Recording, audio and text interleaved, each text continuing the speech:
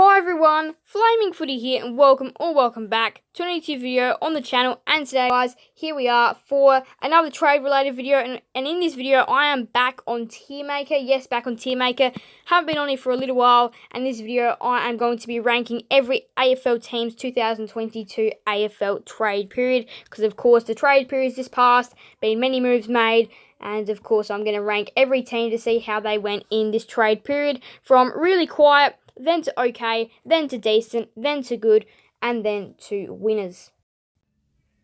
Couple of things to say before I start the video. A brand new channel banner that I've made for the channel after the trade period. Some of the older players on there, like Brodie Grundy that used to be on the old one, have changed clubs, and yeah, looking pretty good, I reckon. I like the look of it. And then, of course, the channel, Flaming Footy, 490 subscribers. We are just 10 away from 500, so I'd really appreciate it if you could subscribe, because I'd love to get the 500 subscribers ASAP. So Adelaide, they lured in Isaac Rankin in the trade period, which I'm going to put them at good, because Isaac Rankin is a really talented player and he's going to make their forward line look really scary next year with some of the up-and-coming likes of Fogarty and Rochelle as well, and Thilthorpe. So really scary forward line could be there at the Adelaide Crows. Billy Frampton goes out to Collingwood for a future third rounder as well. But again, though, that's not really impacting this decision too much. Now, Brisbane, they are one of the winners of the trade period quite easily, to be completely honest. Now, that Josh Dunkley deal got over the line in the dying minutes on deadline day. Jack Gunston was another one that came into the Lions as well. Meanwhile, Dan McStay does end up going out, but again, they do have enough points for Jasper Fletcher and Will Ashcroft, as well as getting the arrivals in, which were Jack Gunston and Josh Dunkley. Now to the Blues, who had a pretty decent trade period. Of course, they got one of the bargain pickups of the season, with Blake Acres arriving at their club for the wing for a future third round pick. That is a brilliant pickup there for Carlton.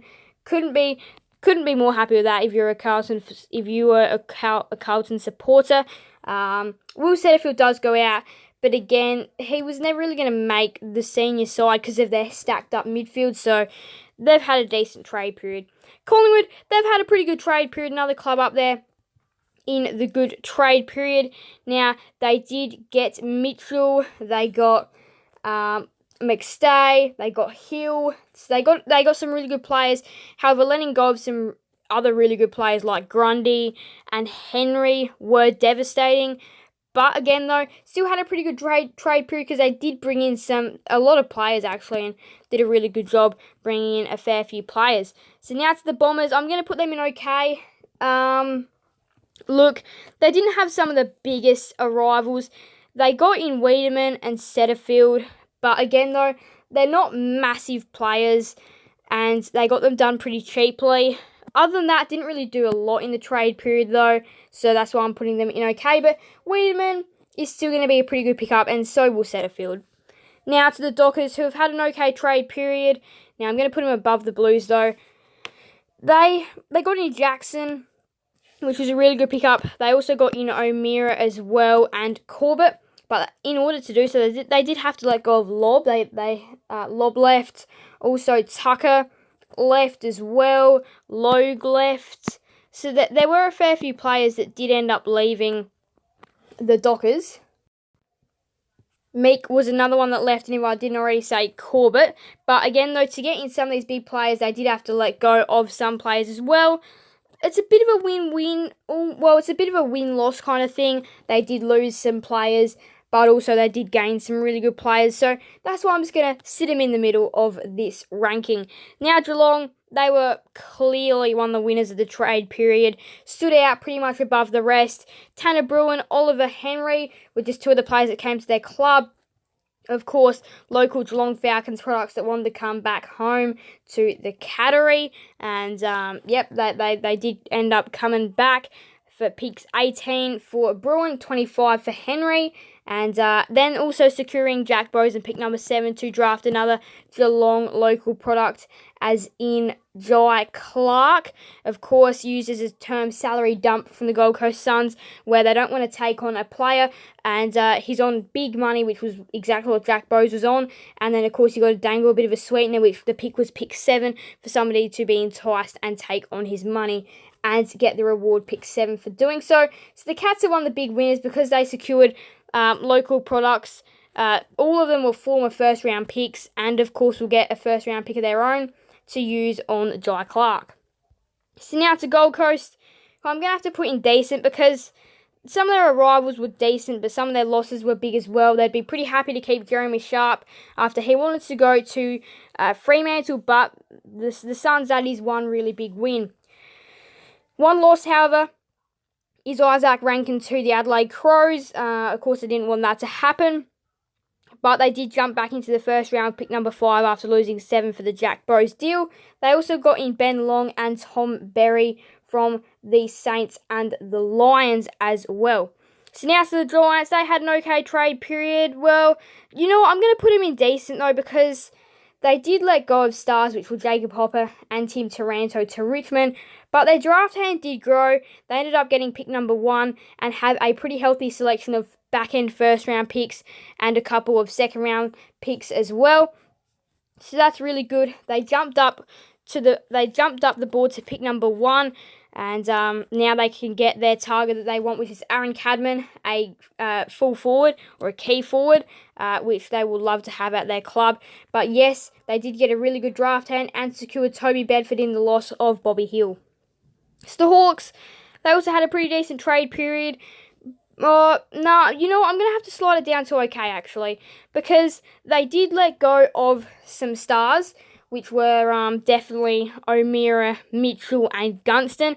And I don't really know how they're going to get goals next year with Bruce and Lewis down forward. You've got Wingard, but they don't have the most advertising forward line down there to the Hawks.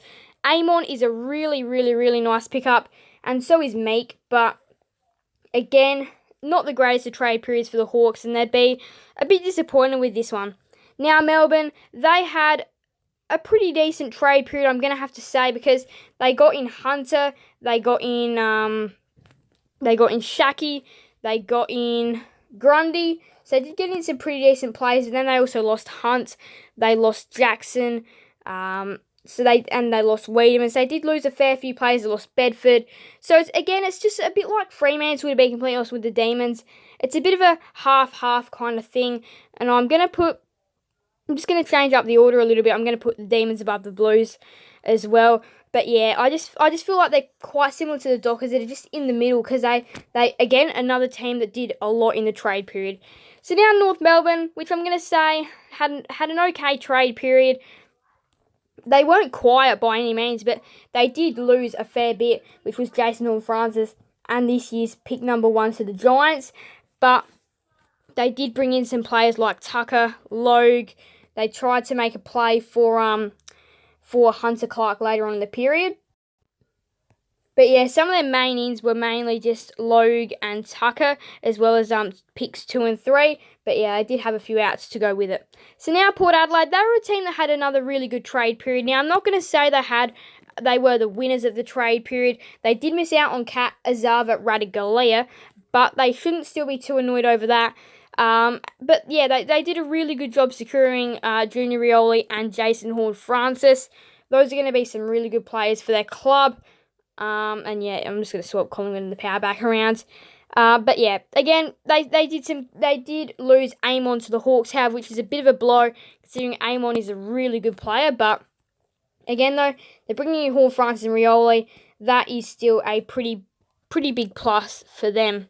So now to Richmond, which are my third and final club, which are the winners of the trade period.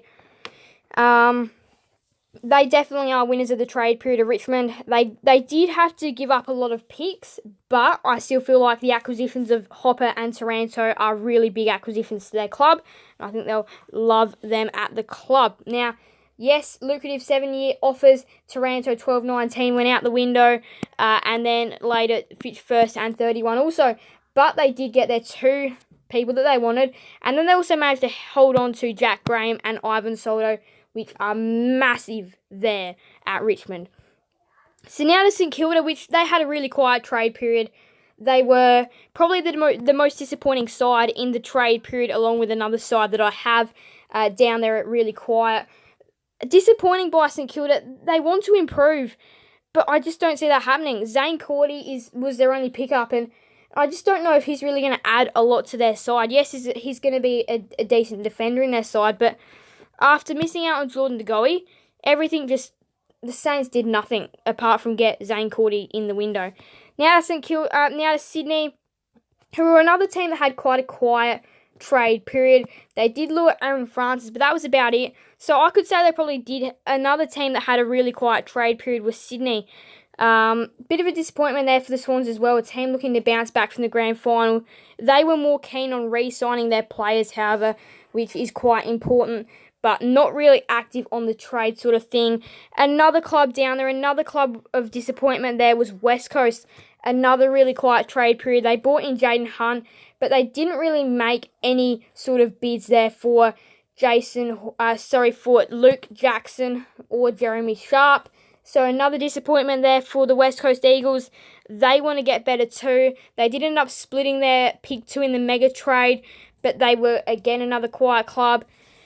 And the Western Bulldogs, they had an okay trade period. I mean, look, I'll go and have a look at their trades. So obviously losing Dunkley was quite disappointing there by the Western Bulldogs.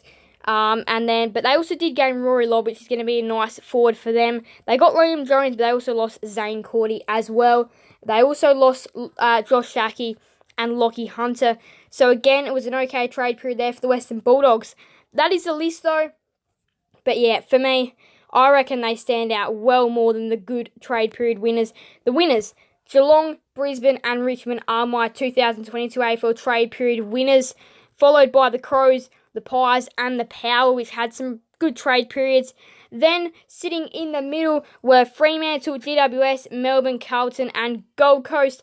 Then, towards the bottom end of the spectrum, you've got Hawthorn, North Melbourne, Western Bulldogs and Essendon OK. And then a really quiet Sydney, West Coast and St Kilda. So there we have it. That is my ranking every team's 2022 AFL Trade Period. Make sure to subscribe as the channel is on the road to 500 subscribers. Thank you guys all so much for watching. Make sure to leave a like and subscribe and hit that notification bell so you guys never miss another video on the channel.